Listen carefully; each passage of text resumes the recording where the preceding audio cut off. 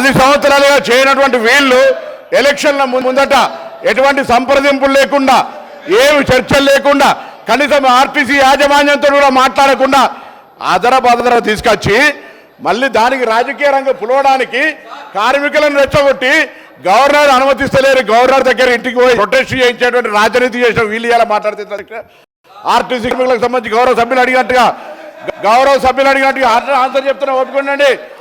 అదేవిధంగా ఈరోజు తప్పకుండా సార్ అసలు వీళ్ళు కార్మిక సంస్థలు రద్దు చేసి ఇవాళ యూనియన్లకు సంబంధించినటువంటి వీళ్ళు మాట్లాడుతూ ఉన్నారు. ఇలా పునరుద్ధరణ గురించి వాళ్ళకి ఏమక్కుంది, ఎవరు రద్దు చేసినారు, ఎందుకు రద్దు చేసినారో ముందు మీరు ఆ కార్మికులకు క్షమాపణ. మీరు యూనియన్లు రద్దు చేసి మీరు ఆర్టీసీ గౌరవ అధ్యక్షులు మీరు మీ కుటుంబ సభ్యులు ఉండి వాళ్ళు అన్నమచంద్ర అంటుంటే కూడా 50 రోజులు అంటుంటే కూడా సరే 50 రోజులు సమ్మె పట్టించుకొని మీరు ఒక్క బస్సు కొనే అధ్యక్ష 10 సంవత్సరాలుగా గౌరవ ముఖ్యమంత్రి మా ప్రభుత్వం వచ్చిన తర్వాత బరాబరిగా ప్రభుత్వం బస్సులు కొన్నది. అంతేకాదు 2013 నుంచి పెండింగ్ లో ఉన్నటువంటి 280 కోట్ల బకాయిలను మేము రూపంలో ఉంటే ఇచ్చిన 80 కోట్లు పేమెంట్ అయింది. ఆన్లైన్ లో యాజమాన్యం ఇతర అవసరాల గురించి కలుగుతా ఉంది. ఇంకొక మాట అడిగినారు అధ్యక్ష, మేము ఎన్నడూ మా ప్రభుత్వం వచ్చిన తర్వాత కార్మికులకు సంబంధించిన పిఎఫ్ కావచ్చు, కోఆపరేటివ్ సెస్ ₹1 ముట్టలే. 4000 కోట్ల బకాయిలు వాళ్ళ సంస్థ కార్మికుల సొమ్ము వాడుకున్నారు అధ్యక్ష. ఇవాళ ఆర్టీసీ 7,000. ఈరోజు ప్రభుత్వం మహాలక్ష్మి పథకం కింద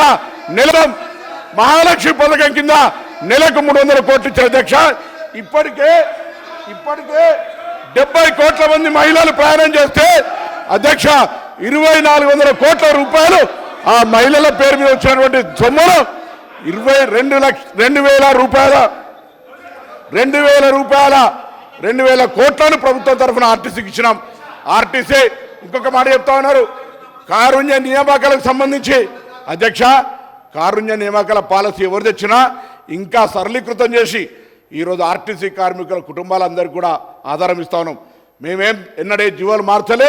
తప్పకుండా ఆర్టీసీ కార్మికుల కుటుంబాల నుంచి చనిపోయిన వాళ్ళతో పాటుగా ఆరోగ్యం బాగలేనటువంటి వాళ్ళకు కూడా వాళ్ళ పిల్లలకు ఉద్యోగాలనే పాలసీ తీసుకొచ్చినాం అధ్యక్ష. ఆర్టీసీ తార్నాక హాస్పిటల్ని కూడా ఇవ్వాలనే మొన్ననే ఎంఆర్ఐతో పాటుగా సిటీ స్కాన్ తీసుకొచ్చి క్యాత్ ల్యాబ్ దాకా అభివృద్ధి చేసి ఆర్టీసీ కార్మికులతో పాటుగా అనేకం తీసుకుపోయే ప్రయత్నం చేస్తాను అధ్యక్ష.